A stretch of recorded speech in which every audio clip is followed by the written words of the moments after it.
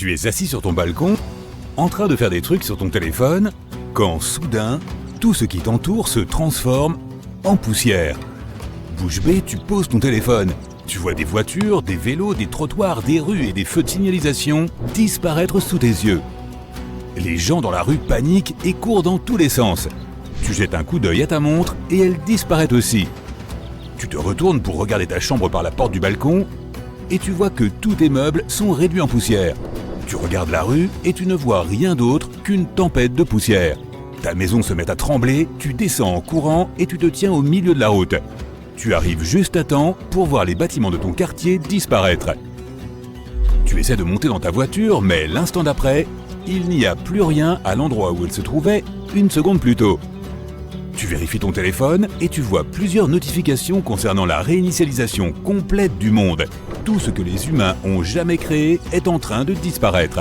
Tu tiens toujours ton téléphone quand il devient de plus en plus léger, jusqu'à ce qu'il disparaisse complètement. Le même processus se produit partout dans le monde. La Tour Eiffel, les pyramides de Gizeh, l'Empire State Building, ils ont tous disparu. Tu essaies de trouver un endroit où te cacher jusqu'à la fin de ce désastre. 2 ans plus tard, tu te réveilles dans une grotte avec d'autres gens. Tout ce que les humains ont produit au cours des siècles de dur labeur a disparu de la surface de la Terre. Tout ce qui reste derrière est constitué de personnes, d'animaux et de la nature. Ta ville n'est plus qu'une immense plaine de terre stérile avec quelques arbres éparpillés ici et là. Ta communauté est composée de ton ancien barbier, du gérant d'un magasin de BD, du boulanger local, ainsi que de tes voisins et amis. Tu sors de la grotte pour ramasser les cultures que tu as plantées plus tôt dans la saison. Il n'y a pas un seul bâtiment en vue qui pourrait t'obstruer la vue.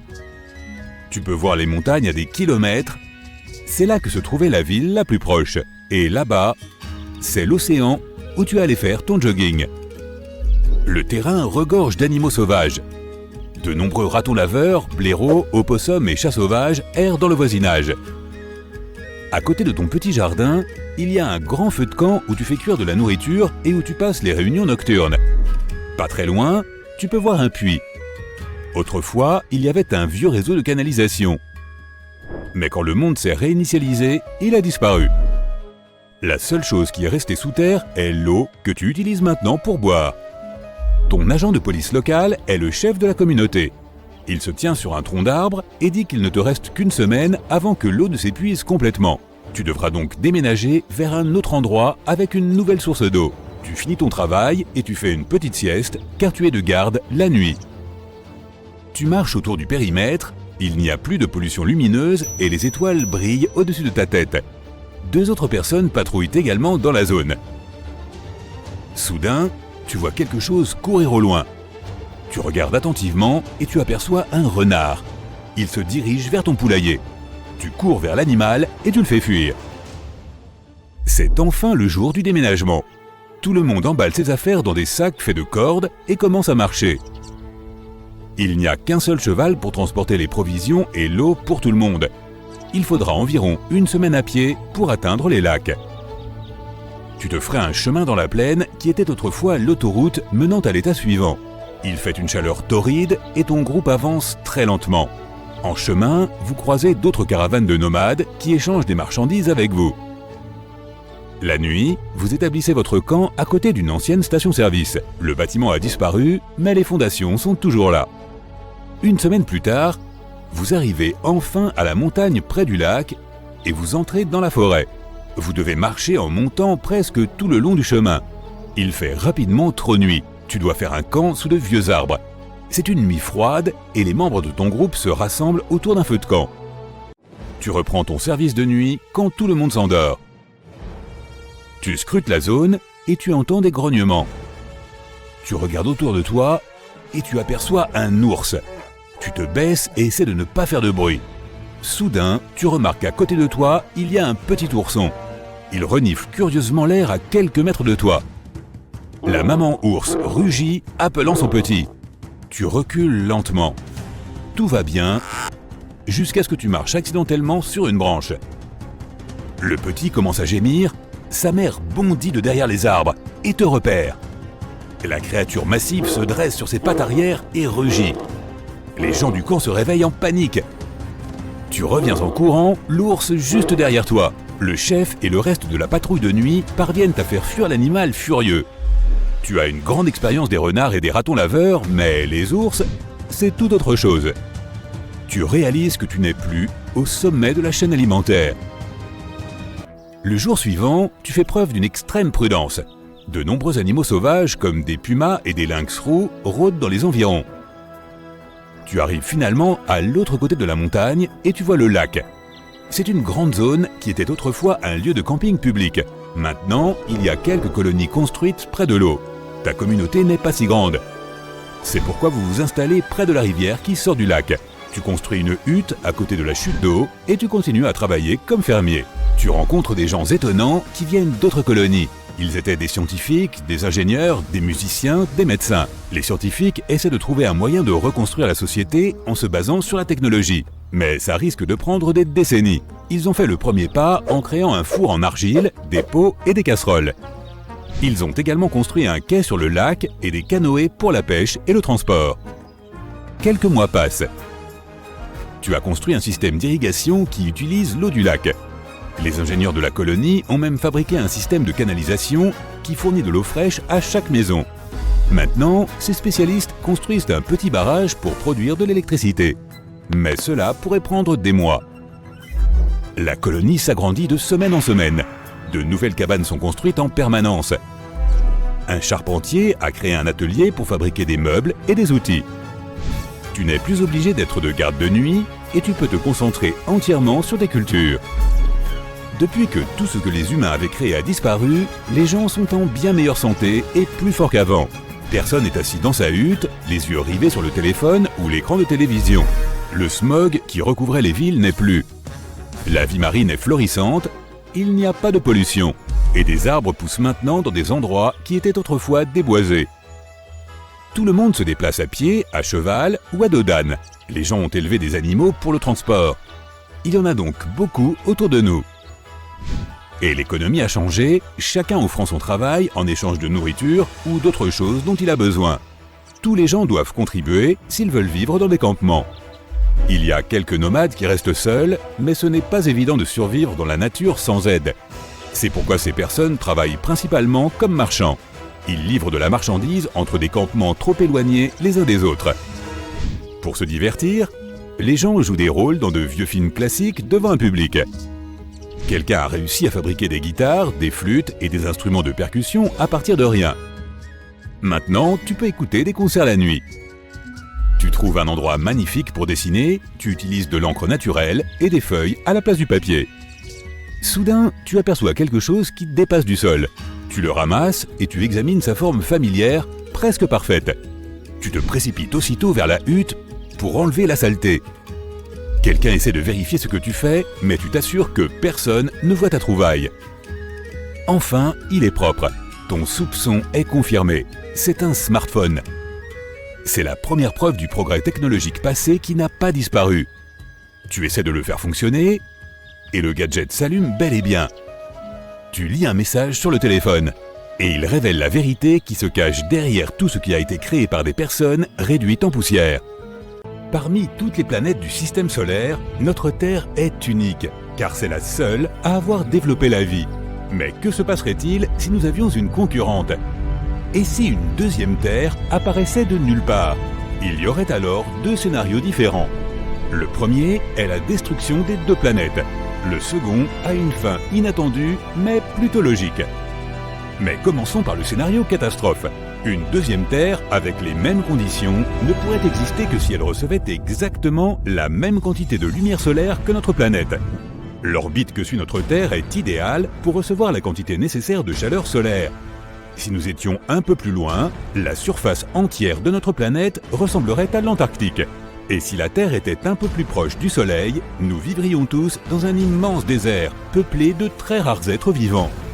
Donc, pour que la deuxième Terre soit identique à la nôtre, il faudrait qu'elle suive l'orbite de notre planète.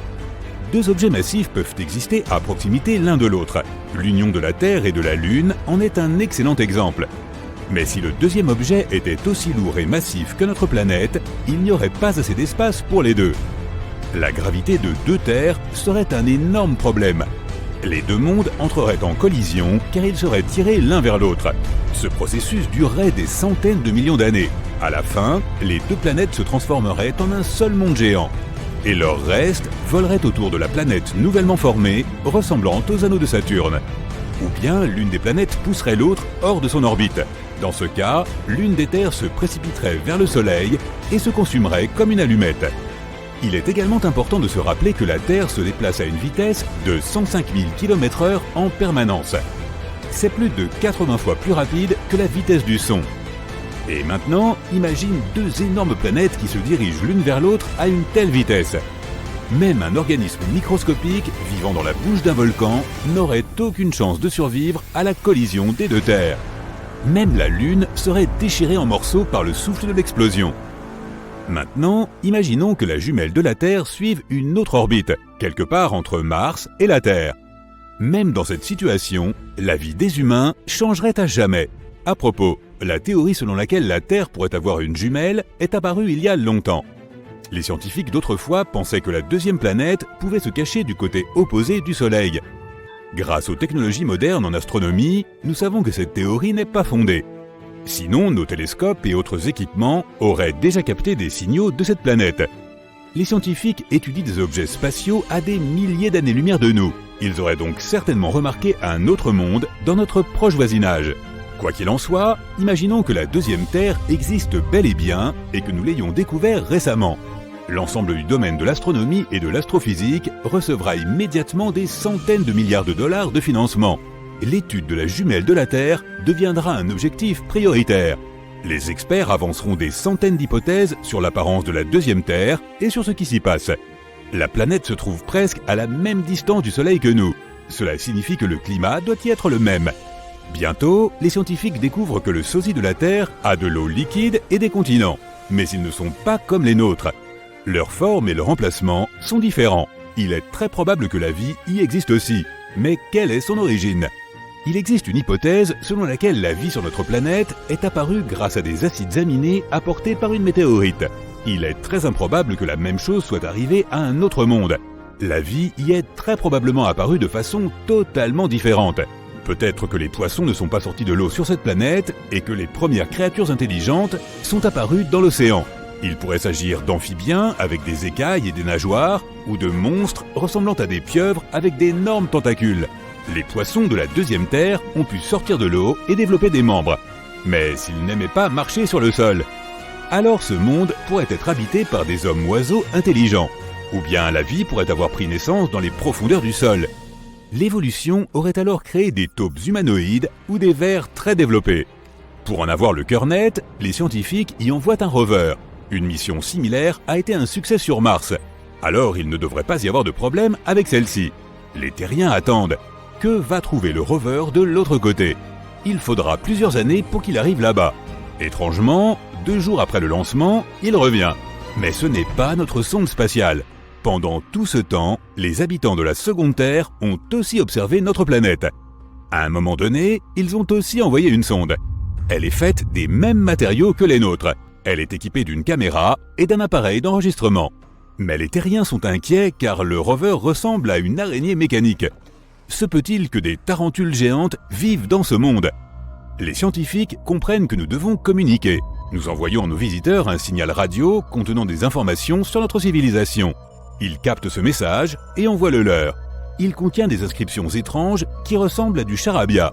Les linguistes du monde entier essaient de les déchiffrer. Pendant ce temps, les astronomes envoient aux visiteurs un enregistrement de la parole humaine. Quelques jours plus tard, nos satellites captent un message de nos voisins de l'espace avec leur voix. Les scientifiques sont sur le point de diffuser l'enregistrement. Le monde entier retient son souffle. Et c'est un grognement. Un grognement terrible et absolument incompréhensible. Il comporte des pauses et un rythme inhabituel, mais il ne ressemble en rien à une parole humaine. La planète entière panique. Tout le monde se prépare à une invasion. Le plus important maintenant est de construire des boucliers pour protéger la planète. Personne ne peut décrypter les messages.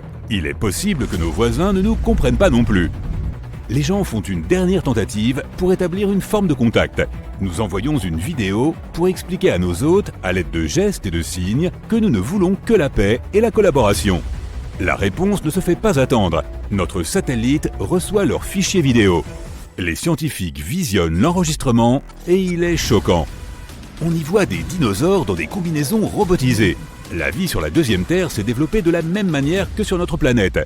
Mais la fameuse météorite colossale n'y est pas tombée. Au cours de millions d'années d'évolution, les dinosaures sont devenus conscients. Dans la vidéo, ils grognent et pointent avec leurs griffes l'image de notre Terre. Puis ils se mettent à grogner encore plus fort. Et, est-ce un rire? L'enregistrement se termine. Les terriens considèrent que c'est l'annonce de l'invasion. Plusieurs années se sont écoulées. Pendant ce temps, les scientifiques ont échangé plusieurs fois des messages avec les dinosaures. Et il semble que nous commencions à les comprendre. Il s'avère que les reptiles veulent aussi la paix. Ils disent que leur planète était autrefois habitée par des humanoïdes semblables aux humains, mais qu'une inondation massive les a anéantis. Les dinosaures ont réussi à survivre et à évoluer vers des êtres intelligents. Il faudra de nombreuses années avant que l'on ne pose le pied sur leur planète. Et lorsque cela arrivera, l'humanité se sentira soulagée en réalisant qu'elle n'est pas seule. Mais que se passerait-il s'il n'y avait pas de vie intelligente sur la deuxième Terre? Ce serait une bonne nouvelle aussi. Nous saurions que nous avons un autre foyer à disposition. Peut-être commencerions-nous tout de suite à explorer la jumelle de la Terre ou à exploiter ses ressources pour réapprovisionner les nôtres. Dans tous les cas, nos vies ne changeraient pas immédiatement, car cette Terre serait trop éloignée de notre planète. Des dizaines de générations s'écouleraient avant que les gens ne commencent à s'installer sur la seconde Terre. Notre planète natale serait de plus en plus pauvre en ressources, alors tout le monde voudrait déménager vers le nouveau monde. Au début, seuls les plus riches seraient en mesure de le faire, mais avec le temps, les voyages dans l'espace deviendraient plus abordables. Les gens investiraient probablement beaucoup d'argent pour construire un véritable paradis sur la seconde Terre. Si cela arrivait, nous visiterions ce monde pendant nos vacances, pour respirer de l'air frais et profiter de la nature. Dans tous les cas, la population humaine augmenterait. Cela signifie que tôt ou tard, la deuxième Terre deviendrait aussi peuplée que la première. Et les gens commenceraient alors à chercher une nouvelle maison parmi les étoiles. À propos, si une forme de vie existait sur une planète similaire à la nôtre, elle ressemblerait probablement à des pieuvres. Il existe même une théorie selon laquelle les pieuvres sont arrivées sur Terre depuis un autre monde. Tout animal a plusieurs stades évolutifs de développement. Par exemple, les éléphants et les mammouths descendent d'un ancêtre commun, vieux d'il y a 5 à 6 millions d'années. En regardant encore plus loin, presque tous les mammifères ont évolué à partir d'un ancêtre qu'ils partageaient avec les reptiles. Chaque espèce a évolué pendant des millions d'années. Mais pas les pieuvres. Elles sont soudainement apparues sur l'arbre généalogique. Du point de vue de l'évolution, les calmars devraient évoluer en pieuvres d'ici plusieurs millions d'années. Mais elles sont déjà là. De plus, les pieuvres sont incroyablement intelligentes. Leur code génétique est bien plus diversifié que celui des humains. Ce sont peut-être des visiteurs d'une autre planète semblable à la nôtre. Mais bien sûr, ce n'est qu'une hypothèse. Une énorme météorite entre dans notre atmosphère, provoquant une explosion aux proportions catastrophiques. Toutes les formes de vie sur Terre cessent d'exister. Une gigantesque vague de feu entoure la planète à plusieurs reprises, jusqu'à ce qu'il ne reste plus que des cendres et de la poussière du paysage verdoyant. Mais ensuite, de nouveau, il y a une autre option pour le futur de notre planète. Le Soleil pourrait l'avaler.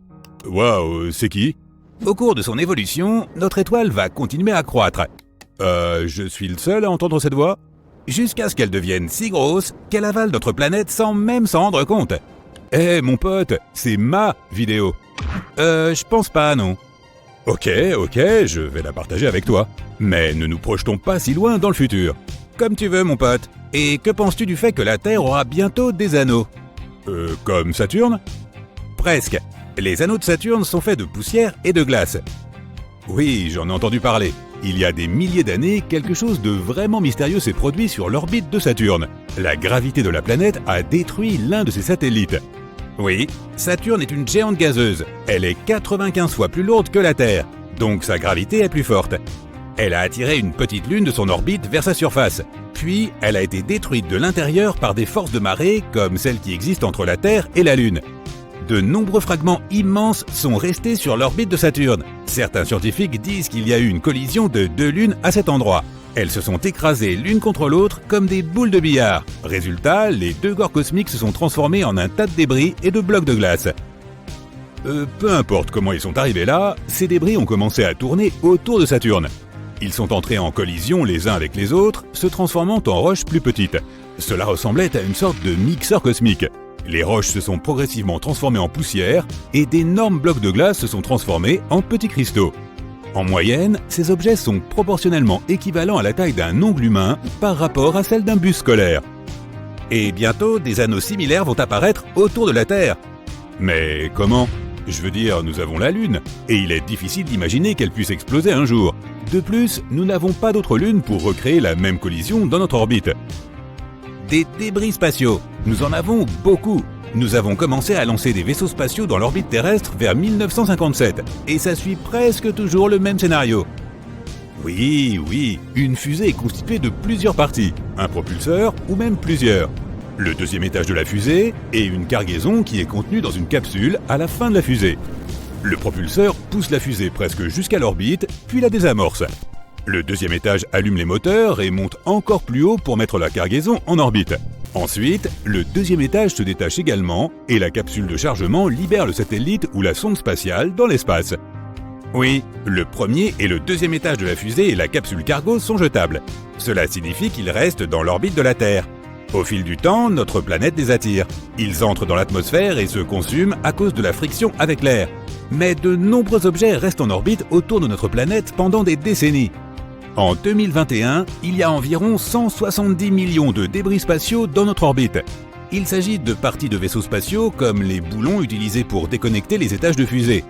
Il y a aussi d'anciens satellites artificiels, des satellites en fonctionnement, des engins spatiaux en état de marche et des débris liés à des collisions qui se sont déjà produites. Ah, j'en ai entendu parler. En 2009, 2 satellites sont entrés en collision l'un avec l'autre. Il y a eu d'autres collisions accidentelles auparavant, mais elles étaient beaucoup plus petites et entre des objets de taille différente. Oui, et ces fragments métalliques tranchants volent en orbite à une vitesse d'environ 10 km par seconde. Ils pourraient donc faire un voyage de New York à Londres en moins de 10 minutes. C'est à peu près la même vitesse que celle à laquelle volent nos fusées, et c'est environ 45 fois plus rapide que les avions commerciaux. Donc ces fragments ont beaucoup d'énergie. Lorsqu'ils entrent en collision les uns avec les autres, ils se brisent et deviennent plus petits. Tout comme les débris de Lune autour de Saturne. Exactement. Mais un tas de débris métalliques qui orbitent plus vite que la vitesse du son peuvent endommager notre vaisseau spatial, n'est-ce pas ? Oui, la Station spatiale internationale a déjà allumé ses moteurs pour manœuvrer une fois afin d'éviter une collision avec un nuage de débris spatiaux. Les pièces métalliques tranchantes peuvent endommager la coque de la station, voire la perforer. L'ISS, qui vaut environ 150 milliards de dollars, serait alors détruite. Donc, si nous continuons à jeter des débris en orbite, nous pourrions vraiment doter notre planète d'anneaux. Et ils seront visibles même pendant la journée. Ils reflèteront la lumière du soleil, tout comme la Lune. Et si tu regardes par la fenêtre, tu verras de belles rayures interrompues par l'ombre que projette la Terre. C'est une vue incroyable. Veux-tu en voir une encore plus insolite ? Imagine que notre soleil augmente de 10 fois sa taille. D'abord, ce processus se produit en ce moment même. Notre étoile est une chaudière géante qui brûle de l'hydrogène. Elle se réchauffe continuellement et tous les milliards d'années, le Soleil devient 10% plus brillant et crée plus de chaleur. Il va chauffer davantage la Terre et finalement les océans et les mers de notre planète vont commencer à s'évaporer. D'épais nuages couvriront complètement le ciel, transformant la Terre en une serre géante. Notre maison ressemblera à Vénus. On dirait que l'humanité ne pourra plus vivre sur Terre. Que ferons-nous alors ? Nous chargerons tous les humains et les animaux dans des vaisseaux spatiaux et nous irons sur Mars. À ce moment-là, le Soleil aura bien réchauffé la planète. L'eau et le dioxyde de carbone présents dans les profondeurs de la planète commenceront à s'évaporer et à créer une atmosphère. Cela provoquera un effet de serre et réchauffera suffisamment la planète pour que tu puisses porter des shorts toute l'année. Et puis nous regarderons la Terre devenir un rocher sans vie avec des nuages acides comme Vénus depuis la surface de Mars. Oui, mais dans environ 7 milliards d'années, le Soleil commencera à se dilater encore plus et deviendra une géante rouge. Dans cette phase, il deviendra 256 fois plus grand que maintenant. Il engloutira donc complètement Mercure et Vénus. Et le bord de l'étoile se trouvera juste dans l'orbite de la Terre. Donc notre planète va juste se noyer dans le plasma chaud à la surface du Soleil ? Peut-être, mais quand une étoile brûle autant de combustible, elle perd du poids.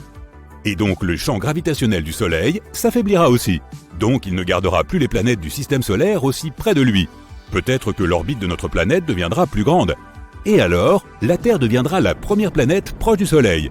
Certains scientifiques pensent qu'à ce moment-là, Titan, la lune de Saturne, pourrait acquérir les conditions nécessaires pour abriter les hommes et la vie. Ensuite, le Soleil commencera à se débarrasser de ses couches supérieures, il perdra sa masse et sa gravité de façon spectaculaire. Cela plongera le système solaire dans le chaos. Certaines planètes vont entrer en collision les unes avec les autres. D'autres pourraient simplement s'envoler dans l'espace lointain et sombre. Ce serait un jeu de billard cosmique. Exactement. Et le stade final de la vie du Soleil sera une naine blanche. Alors notre étoile deviendra de la taille de la Terre. Les planètes qui ont survécu ne recevront plus assez de chaleur de la naine blanche, et sa lumière s'estompera progressivement sur des milliards et des trillions d'années.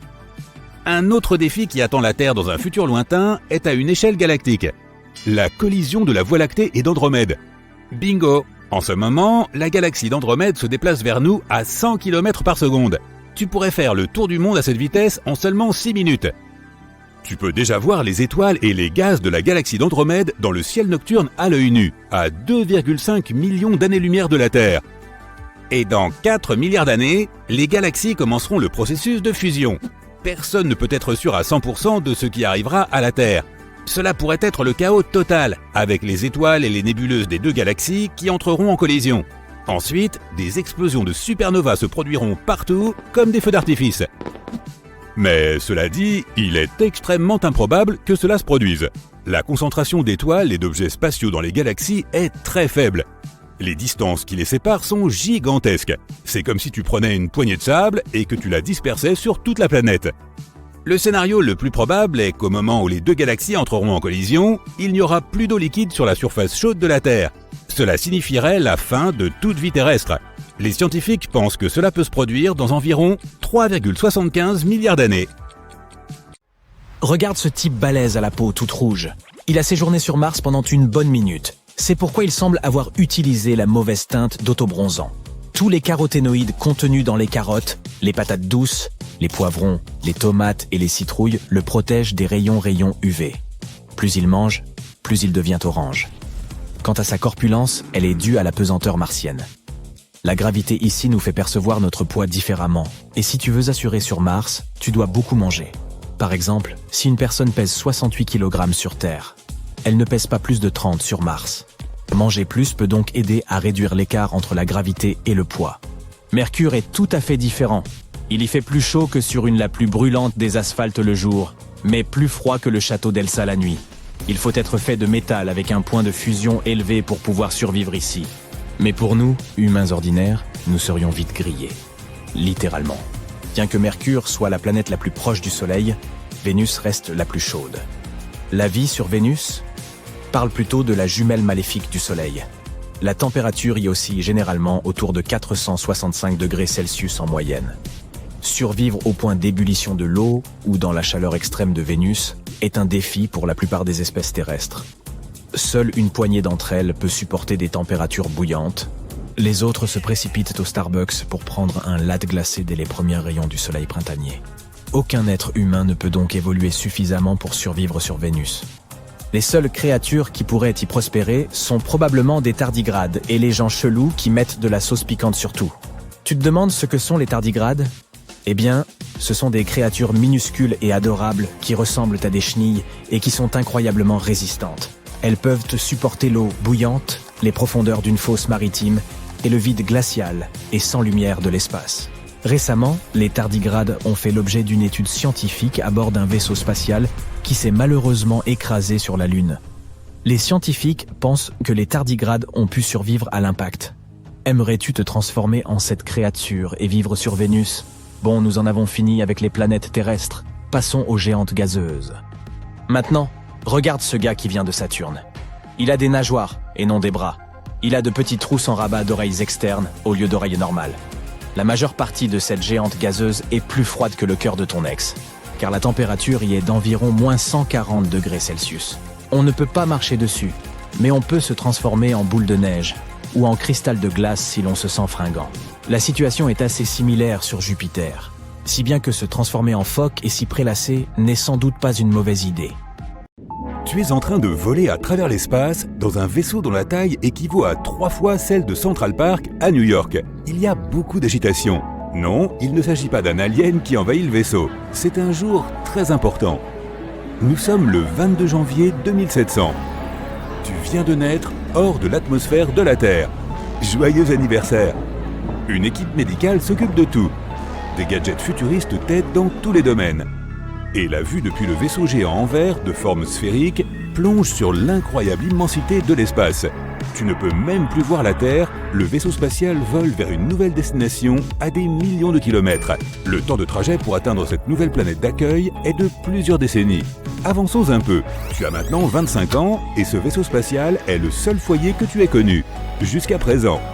Tu as appris à connaître le moindre recoin du vaisseau. Tu commences ta journée dans ton dortoir qui dispose de tous les éléments essentiels.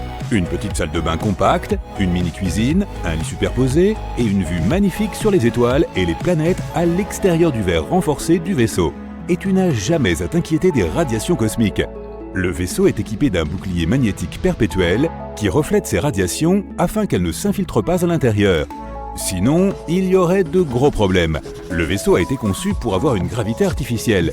Les astronautes perdent normalement 1 à 2% de leur densité osseuse chaque mois qu'ils passent dans l'apesanteur de l'espace, puisqu'ils ne font que flotter en permanence.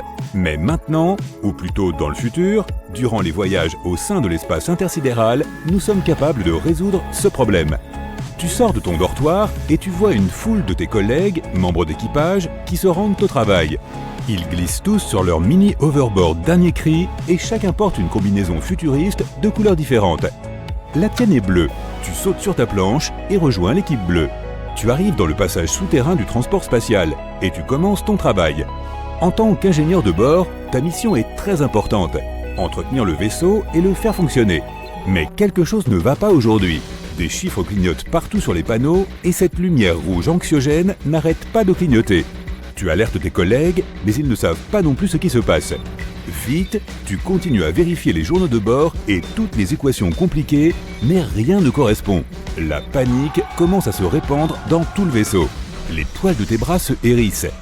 Tu essaies de cliquer sur autant de boutons et d'interrupteurs que tu peux. Le bourdonnement devient de plus en plus fort, la lumière clignote de plus en plus vite, certains de tes collègues s'enfuient. Et tu te retrouves tout seul dans la pièce rouge. Soudain, ton superviseur arrive enfin en courant pour t'aider. Après un moment, tous les deux, vous arrivez enfin à comprendre. Ouf, c'était -1. Tu as encore beaucoup à apprendre sur la gestion du vaisseau. Depuis tes premières années, tu as été affecté au poste d'ingénieur. Tu étais doué pour la physique, la chimie, les mathématiques. C'est juste une autre journée au bureau. Mais sur ce vaisseau, tu deviendras peut-être capitaine un jour. Après le travail, tu reçois un appel de tes amis qui veulent se détendre. Et quand on dit appel, on parle d'un appareil sophistiqué qui permet de communiquer avec n'importe qui tout en voyant toutes ces données à travers une projection holographique. Tu peux aussi l'utiliser pour écouter de vieux airs de la Terre. La pop est maintenant devenue de la musique classique et les films sont désormais des projections 3D de ta propre imagination. Tu sors du passage souterrain et tu montes sur la place interstellaire. C'est là que tout le monde se retrouve pendant le temps libre. Il y a des cafés, des restaurants, un salon de coiffure et même un marchand de glace. Tu n'es jamais allé traîner ailleurs. Le vaisseau spatial ressemble à une petite ville qui possède toutes ces choses dont la société a besoin. Cela inclut une biosphère pleine d'animaux et de plantes provenant de différents écosystèmes de la Terre. Des mini-forêts tropicales, des mini-déserts, des mini-montagnes, tout ce que l'on peut imaginer. Les biologistes à bord s'assurent de garder tout cela en équilibre pour que tu te sentes comme à la maison, même si tu n'as jamais mis les pieds sur Terre. Tu entres dans la savane et tu vois quelques gazelles galoper. Des gnous semblent paître et une petite meute de lions est à l'affût. Dans la jungle, tu sens l'humidité des feuilles et tu es entouré d'épais arbustes. Quelques gorilles jouent et tu aperçois de petites grenouilles arboricoles çà et là. Et tapis dans les arbres, descendant pour boire une gorgée d'eau, c'est un jaguar. Tu passes ensuite dans le désert où tu croises des chameaux errants, un petit serpent à sonnette qui se faufile pour échapper à la chaleur et des scorpions qui rampent dans le sable. Tu as appris beaucoup de choses sur la biologie ces 25 dernières années. Tu sais tout sur la Terre, mais tu n'y es jamais allé. C'est bizarre. Après la visite des habitats naturels, tu entends une annonce au haut-parleur, c'est le capitaine. La nouvelle planète est à quelques heures d'ici. Nous arriverons plus tôt que prévu. Préparez-vous à l'atterrissage. À bord du vaisseau, tout le monde se précipite vers son dortoir, sauf les membres d'équipage nécessaires pour faire fonctionner le vaisseau. Tu t'attaches dans ton lit superposé qui se transforme en siège avec des ceintures de sécurité. Tu regardes par ton hublot et tu vois un point bleu au loin. Il devient de plus en plus gros. Et il ressemble beaucoup à la Terre, du moins de loin. Cela n'a pas pris tant de temps que cela, seulement 25 ans. Tu te demandes ce qui se passe sous le capot de ce vaisseau spatial. Tu revois ta vie dans l'espace en sachant que cette première partie touche à sa fin. C'est un peu comme vivre au pôle Sud. Tout en bas du monde vit une petite communauté de scientifiques qui travaillent entre l'hiver et l'été, faisant toutes sortes de recherches, du climat et de la géologie à la météorologie et l'astronomie. Leur vie doit être similaire à celle que tu mènes ici dans l'espace. Ils ont leur propre bunker, leur laboratoire scientifique et même des salles de loisirs pour le sport et la musique. La nature sur la planète dont tu t'approches ne ressemble en rien à celle de la Terre. Des arbres tropicaux s'élèvent plus haut que les plus hauts gratte-ciel. Les océans sont secoués par des ouragans qui durent des années. Le pilote annonce l'atterrissage. Tout va bien, il est temps de se mettre au travail. Tu te détaches et sors pour voir la nouvelle planète par toi-même. Marcher sur la terre ferme donne l'impression, d'arriver sur une nouvelle planète. L'humidité est palpable et le vent est chaud.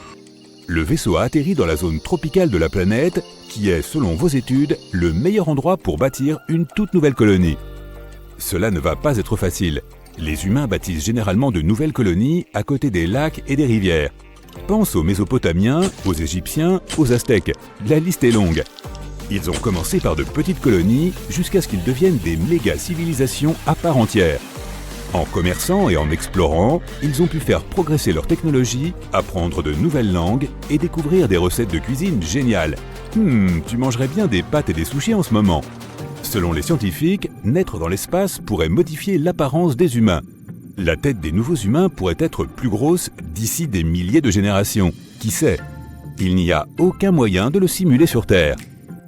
Nous pourrions même avoir de nouvelles couleurs de peau, puisque nous aurions besoin de plus de mélanine, cette substance pigmentaire qui nous protège des rayons du soleil.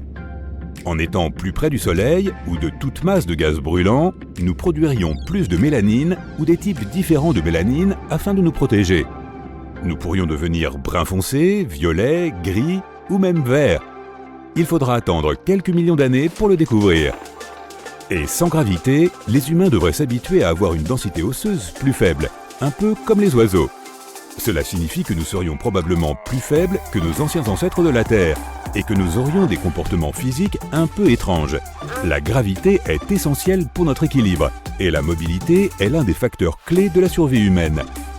Donc, sans gravité, nous aurions probablement des exosquelettes pour marcher et courir, ou même pour sortir les poubelles.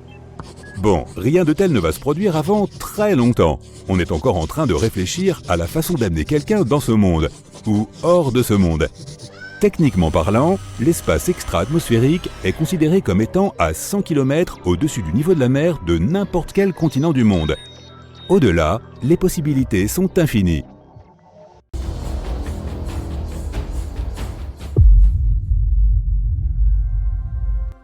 C'est ton anniversaire et toute la famille est là pour le fêter. C'est un beau groupe de 562 personnes. Parfait.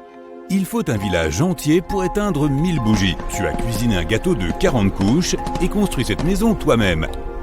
Avec la nouvelle espérance de vie moyenne, tu as assez de temps pour maîtriser n'importe quel passe-temps dans le monde. Il ne s'agit pas d'une intrigue de science-fiction. Il existe aujourd'hui dans le monde une personne qui vivra jusqu'à l'âge de 1000 ans. Il peut s'agir de la petite fille de ton voisin, de ton meilleur ami ou même de toi.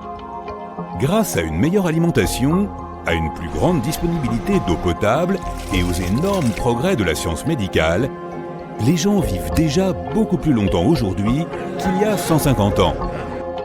De nos jours, les scientifiques tentent de trouver un moyen de ralentir, d'arrêter ou même d'inverser le processus de vieillissement. L'un des plus grands spécialistes du thème du vieillissement, Aubrey de Grey, est convaincu que l'homme peut le vaincre médicalement. Aubrey a une carrière réussie dans l'informatique.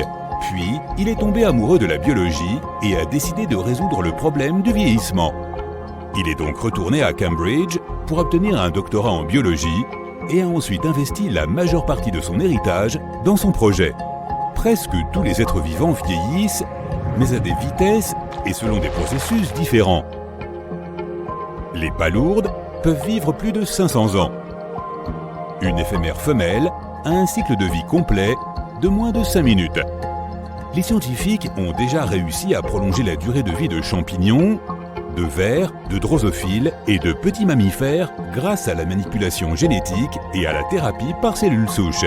Tous les êtres vivants sont constitués des mêmes éléments chimiques. Des stratégies similaires pourraient donc fonctionner pour les humains.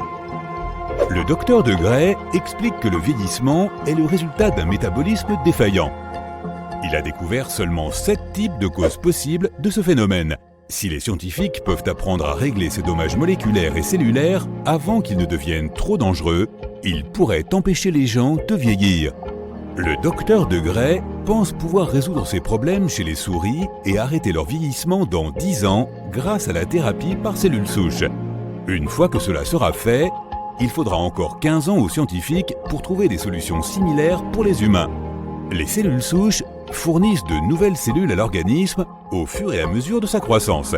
Elles peuvent remplacer des cellules et des tissus perdus ou endommagés que ton corps ne parviendrait pas à traiter naturellement. C'est possible car elles peuvent se diviser encore et encore. De plus, les cellules souches possèdent toutes les informations génétiques et peuvent se transformer en tout autre type de cellules. Les cellules souches adultes sont déjà utilisées pour traiter certaines affections. Il existe des technologies qui, en théorie, permettent de prendre et de déplacer des brins d'ADN et d'ajouter ou de supprimer de l'ADN. Ce serait aussi compliqué que de prendre 850 volumes de Shakespeare et de modifier une seule lettre. Modifier l'ADN à l'avenir pourrait aider à prévenir le vieillissement et à prolonger la vie. À chaque cycle de thérapie, le patient serait en meilleure santé avec des organes, des nerfs et des os plus jeunes. Le docteur de Gray explique qu'il est peu probable que les humains d'aujourd'hui inventent une thérapie permettant de vivre jusqu'à 1000 ans. Mais les scientifiques peuvent donner aux humains 30 ans de plus.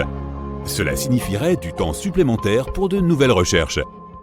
De nouvelles thérapies pourraient alors être inventées et donner aux humains 50 années supplémentaires.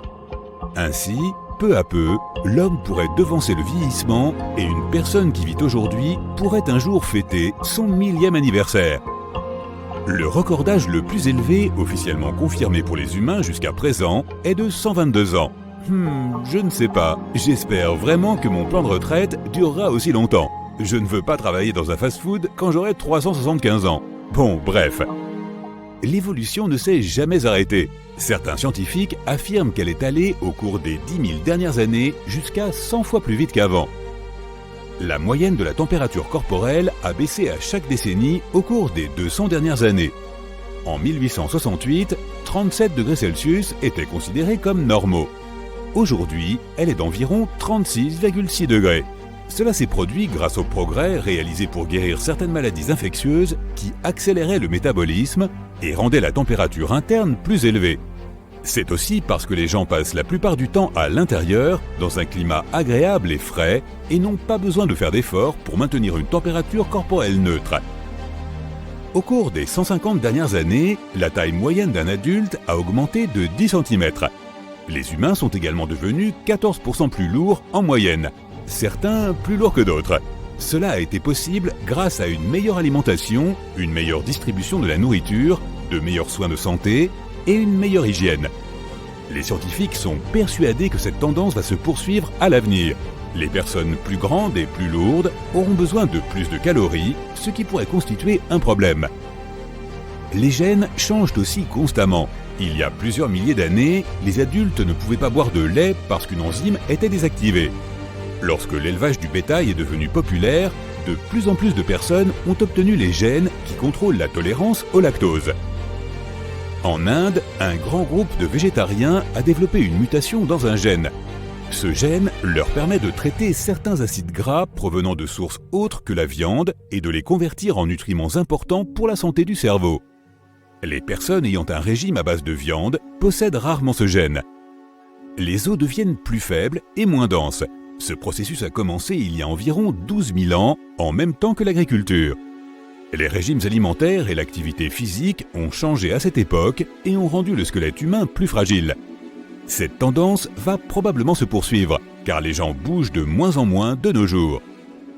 Certaines personnes qui vivent dans des bateaux-maisons en Afrique du Sud-Est ont développé une rate plus grande que leurs voisins. Cette adaptation leur permet de rester longtemps sous l'eau. Ils passent la plupart de leur vie à pêcher et à ramasser des coquillages. Dans 100 ans, les gens recevront régulièrement des améliorations physiques, même s'ils n'en ont pas besoin pour des raisons médicales. Certaines entreprises produisent déjà des exosquelettes mécaniques pour rendre les ouvriers d'usine plus productifs. Il existe également des exosquelettes pour les skieurs afin de les rendre plus rapides. Avec la technologie du futur, il y aura de plus en plus de prothèses robotisées. Elles imiteront ou remplaceront certains organes et permettront aux gens de vivre leurs rêves. Tu pourras escalader le mont Everest à 80 ans avec des organes bioniques contrôlés depuis ton smartphone. Ok. Tu auras de nouveaux sens. La technologie te permettra de ressentir l'activité sismique grâce à des capteurs sur tes pieds, d'entendre les ondes de couleur grâce à une antenne dans le crâne, de prédire le temps qu'il fera grâce à des appareils dans tes oreilles et d'avoir d'autres sens dont tu ne peux que rêver aujourd'hui. Les humains pourraient ainsi être plus proches de la nature que jamais, ou pas. Les humains vont externaliser une plus grande partie de leur capacité cognitive vers les appareils. La plupart des gens ne savent déjà plus lire les cartes car les dispositifs leur indiquent où aller. Il y aura des interfaces cerveau-machine et tu pourras transférer tes pensées en ligne et les analyser. Tu fais déjà quelque chose de similaire avec tes pas et tes calories grâce à des applications qui les suivent. De nouvelles applications te permettront de suivre l'attention que tu portes à un certain problème ou d'analyser en détail une dispute avec ton partenaire. Pas besoin de compétences en relations humaines, hein? Il est possible que les scientifiques trouvent un moyen d'augmenter le diamètre des neurones dans le cerveau. Cela te donnerait un temps de réaction incroyable, un véritable ralentissement de la vie quand tu en as besoin. Avec le génie génétique, de plus en plus d'humains se ressembleront pour correspondre à l'idée générale d'attractivité. J'espère que non. Il y aura des lignes fortes, des nez droits, de beaux yeux brillants et tous les traits du visage qui correspondront au nombre d'or et à une parfaite symétrie gauche-droite.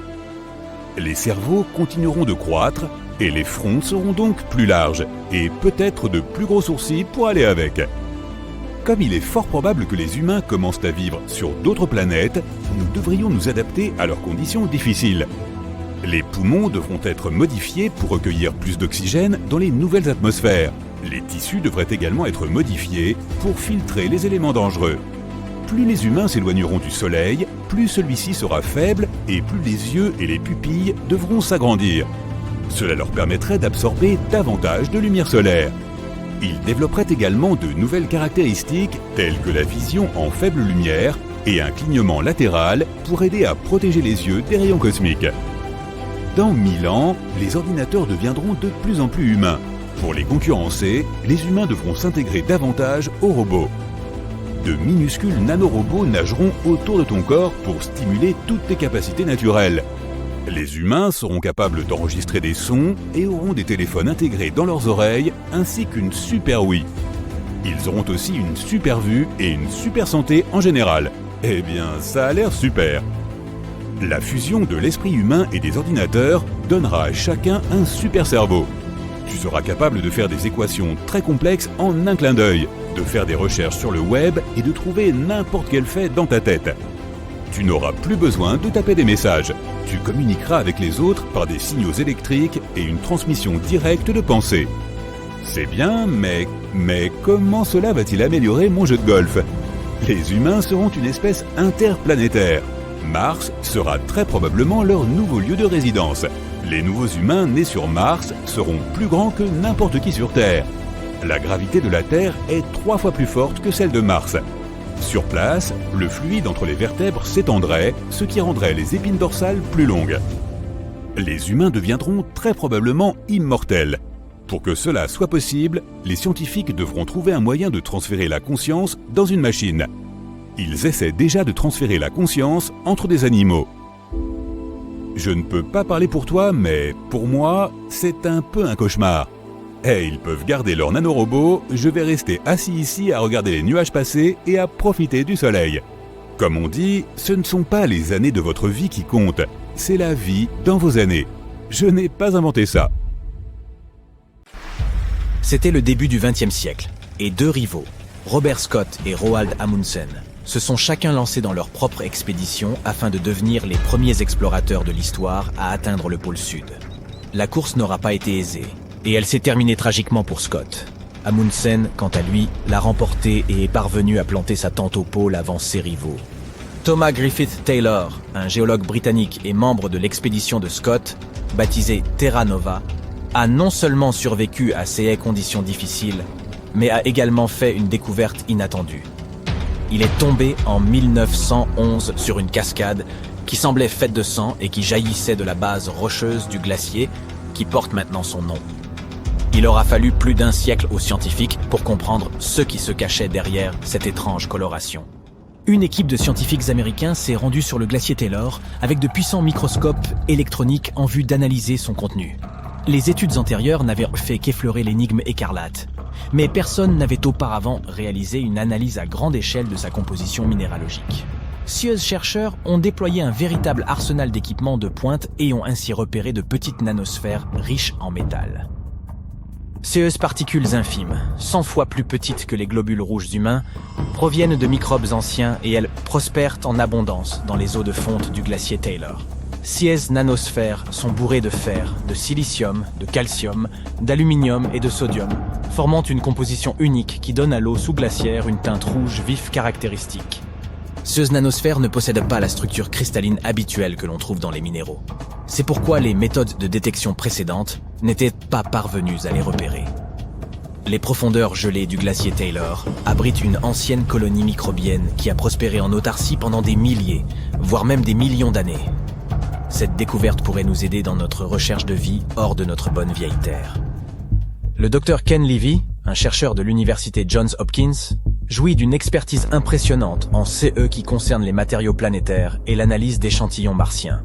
Il a décidé de s'intéresser à ce qui se passerait si un rover martien atterrissait en Antarctique. Pourrait-il déterminer ce qui rend les chutes de sang si incroyablement rouges? Ainsi, les chercheurs ont traité les chutes de sang comme le site de simulation d'un atterrissage martien. Ils ont utilisé des techniques inspirées par les rovers, explorant la planète rouge. Puis les échantillons qu'ils ont collectés ont été envoyés au laboratoire de Johns Hopkins. Là-bas, Levy a eu recours à la puissance de la microscopie électronique à transmission afin de révéler ces énigmatiques nanosphères. Il en a conclu que nos méthodes actuelles d'analyse des surfaces d'autres planètes au moyen d'astromobiles étaient insuffisantes. Elles ne peuvent pas dévoiler la vraie nature des matériaux environnementaux, en particulier sur des planètes froides comme Mars. Ceux-ci pourraient être extrêmement petits et non cristallins, ce qui déroute nos méthodes de détection.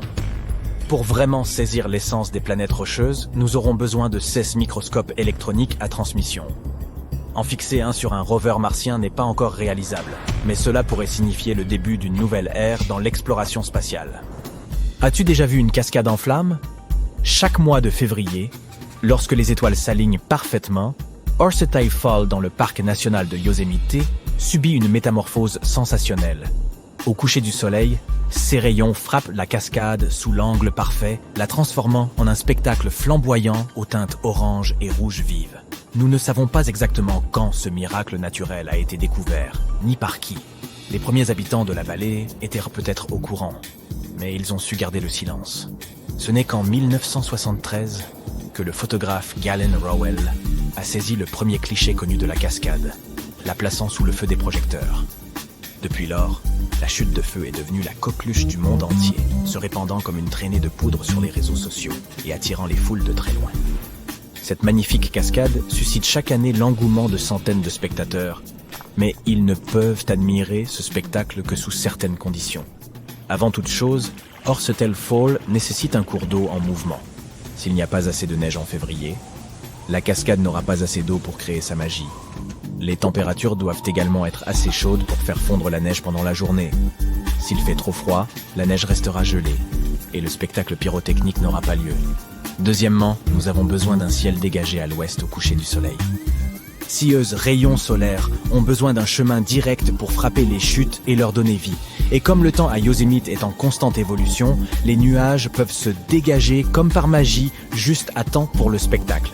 Si toutes les conditions sont réunies, tu admireras alors les chutes de feu de Yosemite dans toute leur splendeur pendant environ 10 minutes.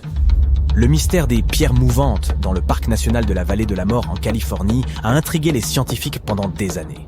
De lourdes pierres semblent avoir une volonté propre et se déplacent à travers Racetrack Playa, qui est le lit d'un lac asséché.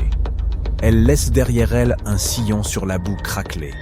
Il y avait toutes sortes de théories pour expliquer ce phénomène, des champs magnétiques aux tourbillons de poussière, en passant par l'intervention de farceurs malicieux. Personne n'avait réellement vu ces roches en action, ce qui n'a fait qu'ajouter au mystère.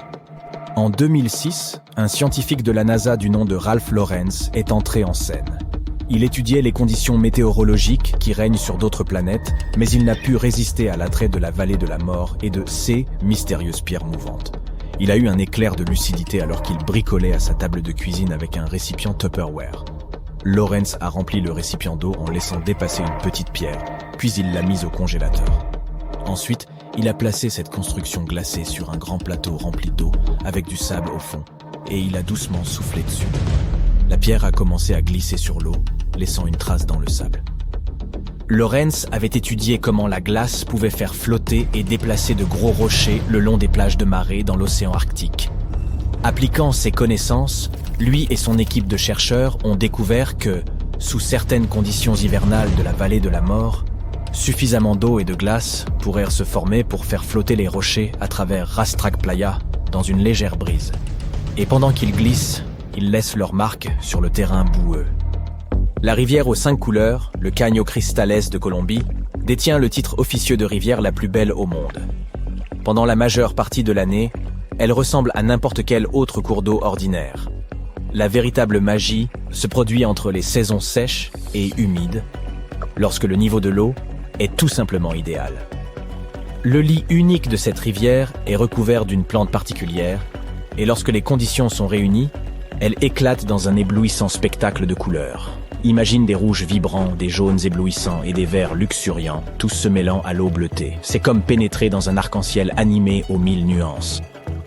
Ce spectacle époustouflant ne dure que quelques semaines, de septembre à novembre. Pendant la saison des pluies en Colombie, le débit est trop important et le cours d'eau trop profond, masquant le fond de la rivière et privant la plante de la lumière du soleil dont elle a besoin pour virer au rouge. Et pendant la saison sèche, il n'y a tout simplement pas assez d'eau pour soutenir la vie luxuriante dans le lit de la rivière. Il faut donc la saisir au bon moment. La raison pour laquelle les plages des Maldives brillèrent dans la nuit n'est pas un mystère, mais cela ne les rend pas moins impressionnantes.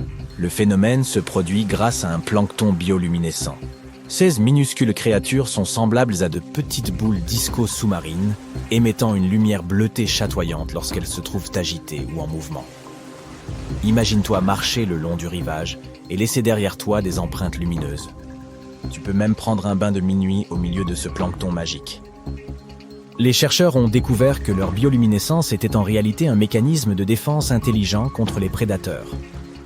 Lorsque ces micro-organismes font clignoter leurs petites loupiottes bleues, cela confond et surprend leurs agresseurs. Le plancton produit cette lumière en ayant recours à une substance chimique appelée luciférine. Ces planctons enchanteurs peuvent apparaître à tout moment de l'année.